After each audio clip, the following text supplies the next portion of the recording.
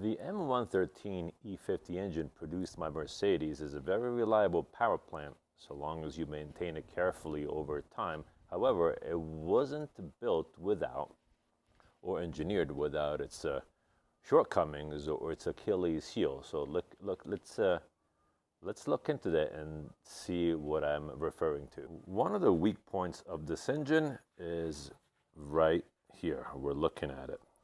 I love this engine. It's a phenomenal aluminum block and heads, 5-liter V8, 90 degrees, 10-to-1 compression, good output, reliable, strong, but it leaks oil. And one of the weak points of where the oil leaks is the filter housing right here. This is your oil filter housing and the oil cooler that connects to it. So what we're going to do today, we're going to fix this oil leak and we're going to clean this area of the engine and engine bay so that we stop this oil leak from spreading any further and make the wife happy in this regard. So we're going to take this engine cover off, we're going to clean up this area, and then we're going to proceed to removing the engine filter, oil filter housing. We'll disconnect it from the engine oil cooler and we'll remove it and we'll replace all the seals, and we'll get into that. Let's do it. Okay, we did some cleaning, but before we did the cleaning, we removed the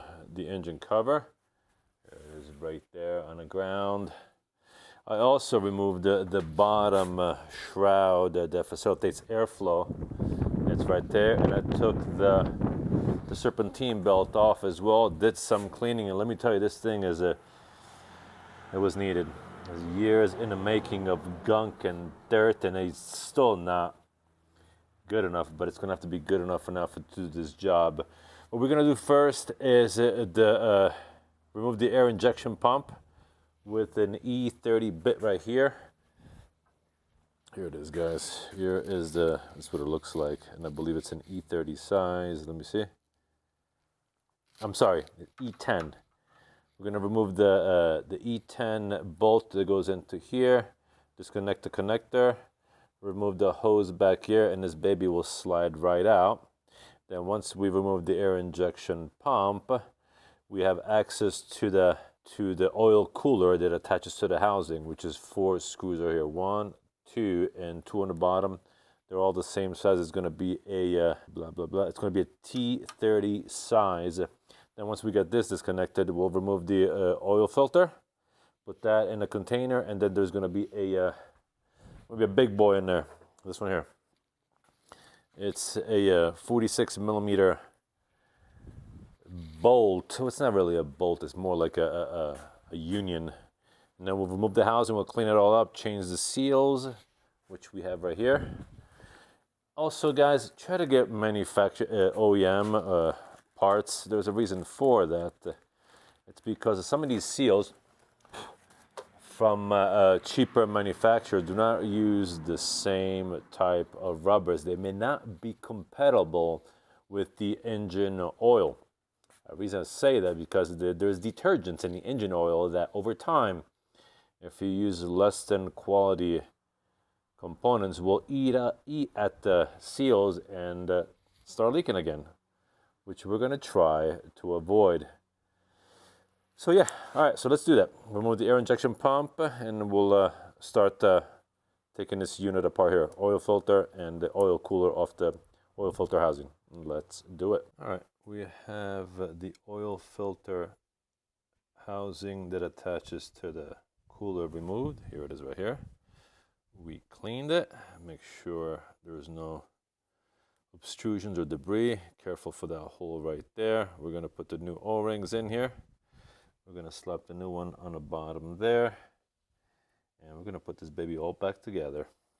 Make sure that you clean the hardware properly, especially these ones here. Get this hardware nice and cleaned so that when it goes back in, we're going to put some Loctite on it, because this oil filter housing in a cooler is subject to thermal expansion and contraction, and the hardware that bolts in these holes right here tends to loosen up. So what we'll do is I already cleaned it with a solvent. I used a toluene to clean this housing up and clean the bores of where the screws go in, and also clean the hardware with the same product, Italian. Try not to contaminate it with the oils or anything of that nature. And then when the time comes, we're going to put some Loctite. I'm going to use this one here. It's a Loctite 242. It's a blue one, nothing crazy, because ironically, this is the second time I've had to do this job, but unlike the first time, we're going to execute the best way possible. Also notice some corrosion right here. I don't know if you could tell, if you could see it.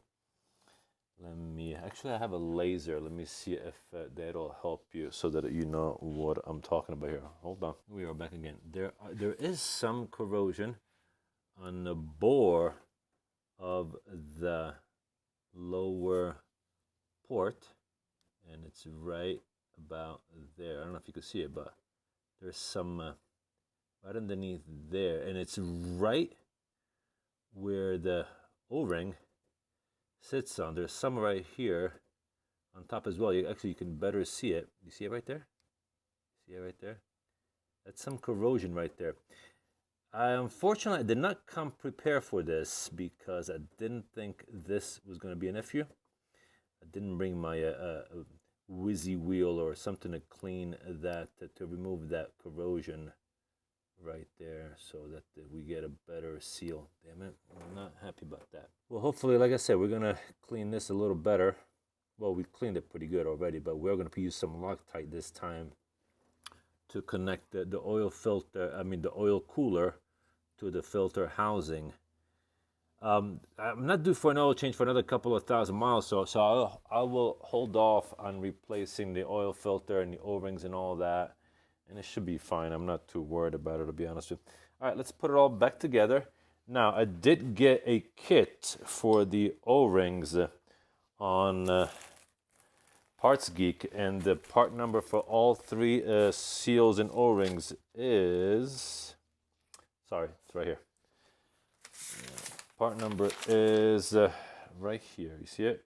112, 184, 99, 61 oil cooler seal kit for Mercedes-Benz for a W163 body style. Obviously, well, it's not so much the body style, it's the engine. This is an M113 E50 engine, 5-liter V8, 90-degree twin spark, 3 valves per cylinder, 10-to-1 compression. I love this engine. I really do. It's a nice platform. It's pretty durable. Okay, let's put it all back together, and I'll give you guys some torque specs on how to make this happen. Let's do it. Okay, we installed the new seal on the base of the housing. We got the new O-rings on the filter housing as well. I used the Vaseline as an let's call it an adhesive agent so that the O-rings don't fall out. And now I'm going to put this down, and we're going to put this thing all back together, and I'm going to give you guys the torque specs as well. Okay, let's make this happen. Once we have the housing down, make sure that the key is properly engaged. Here, I'll get the laser so that I can show you what I'm talking about. Now, mind you, there is a wiring back there. See it? Make sure that it's not pinched. See that wiring there? Make sure it's not pinched under the oil filter housing. Make sure that your oil filter housing is engaged in the key right there. We're now going to install this nut right here, and I'll tell you what the torque for the torque for it is shortly. Let me go ahead and start threading it, and I'll tell you all about it. As you can see, the nut is threaded all the way down, and the wire in the back there, it is out of the way and not pinched under the oil filter housing. We're going to use a big boy 46 millimeter socket 12 point. I'm using this one here, power built, because it allows for you to insert it between the nut back there and the walls of the oil filter housing. You will need a step up from a 1/2 inch to 3/4 drive. We're going to put this baby in here, and we're then going to torque it to 52 foot-pounds. 52 foot-pounds, not inch-pounds, foot-pounds. Here it is, the big boy right here. Be sure if at all possible, be sure your torque wrenches are calibrated. Don't drop. This is a very sensitive tool. If you drop it, you'll have to get it calibrated again.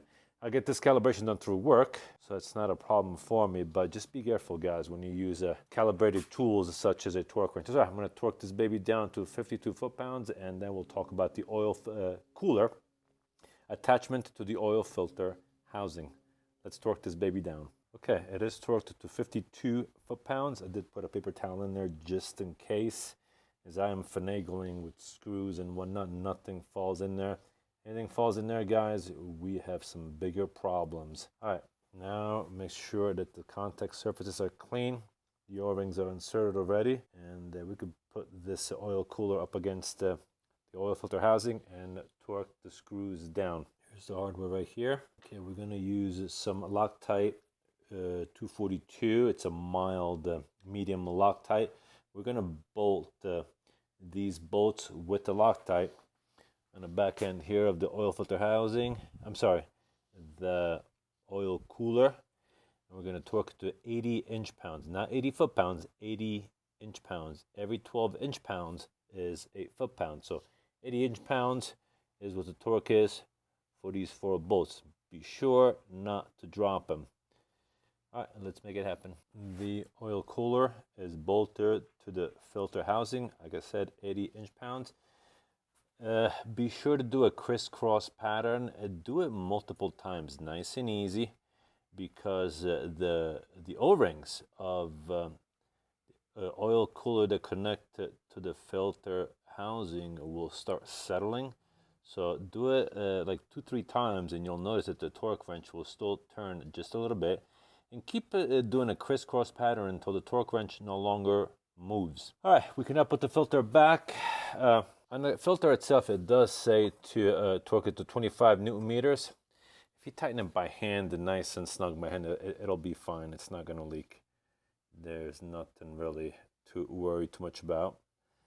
All right, so let's put this oil filter back on, and then we'll put the serpentine belt back on. We'll clean the pulleys themselves because they're kind of dirty right now after cleaning all that grime and dirt, and there's still plenty left. But at least it's much cleaner than it used to be. Let me tell you, oof, man, that was disgusting. All right, let's put this oil filter back on. I'll put the serpentine belt back on. And one last word of advice. Do not over-service this engine, and it even says it on the cap itself. To avoid damage to engine, oil must not exceed max. You don't want to overpressure the engine by over-servicing the engine with oil. That's one of the causes, one of the reasons why engines start leaking at the seams, such as one of the weak points, the oil cooler and housing being one of them, and the valve cover gaskets and whatnot. So if you end up in a 1/2 to 3/4 of the safety range on a dipstick, I'm going to show you right now. See this dipstick right here, guys? The lower end right here is your minimum, and this is your maximum. If you're in the middle of 3/4, that's fine. You don't have to be at the very top. It is not necessary. You definitely want to try to avoid over-servicing these engines because they're delicate. You know, they'll start leaking on you. All right, let's go ahead and put this filter back in, and we'll put the serpentine belt back on. Also, because of this oil leak, the oil tends to leak on the pulleys and on the belt itself. So what you want to do is clean that belt with like a degreaser of some sort of parts cleaner so that it's back to its original condition. And also, if you can, do the pulleys at the same time while you're at it, so that all the pulleys are clean and there's no grease or oil or grime in the grooves of the serpentine belt. All right, guys, let's put this all back in, and we'll put the serpentine belt back on. Let's do it. Okay, we have the serpentine belt installed again. And if you're not comfortable with it, do take pictures or video before you start disassembling it so that you know the routing for it. But if you don't, here it is right here. It goes around the alternator on top of the idle pulley. Then from the idle pulley goes all the way down to the power steering pump. From the power steering pump, it goes to the compressor. From the compressor, it goes to the crank pulley. Around the crank pulley to the belt tensioner. From the belt tensioner to the water pump, and from the water pump back to the alternator. And that is it, guys. You see it? Alternator to pulley, to power steering pump to compressor down there, from compressor to crank, crank to belt tensioner, from belt tensioner around the water pump, and then back to the alternator. Here it is. All right, so the job is done, guys. We're gonna now put the air injection pump back on, and it's very simple. Just there's a bracket that mounts right in here. It's 1 bolt with the ground and then just a connector. As always, guys, if this video is of help to you, please give it a like, set a thumbs up, subscribe to the channel for more videos. I have a ton of videos on a W163 platform, especially the LM500, that could be a great help to you. Subscribe to the channel, and now let's move on to installing the air injection pump. And the air injection pump is back in. The unit has this mounting bracket here. It's a retainer, and on a retainer it goes the ground as well. So you slip it in, and you know, it's like a fork on the bottom. You slip it in. You make sure you connect this hose back here. This is an E10 bolt, I believe. Let me double check. It is, yes, an I don't know if you can see it. It's an E10 socket.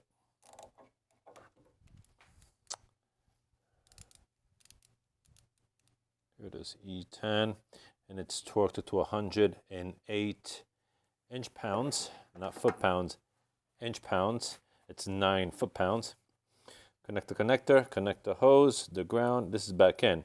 We are now ready to put the cover back on. We started up the engine, ran it for a couple of minutes, did a leak check, and this baby is looking leak-free.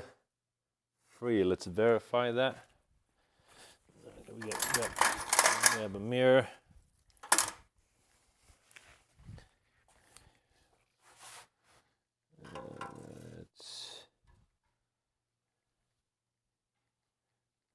See, guys, it's looking pretty. I mean, tell you what I see. I see a bunch of dust on the mirror. I'm sorry, guys. Here, hold on. Let's clean this baby. So let's get a better view of things. Sorry. All right. So usually, okay. And I don't know if you could tell, but it's looking pretty dry. I'm very happy with the outcome.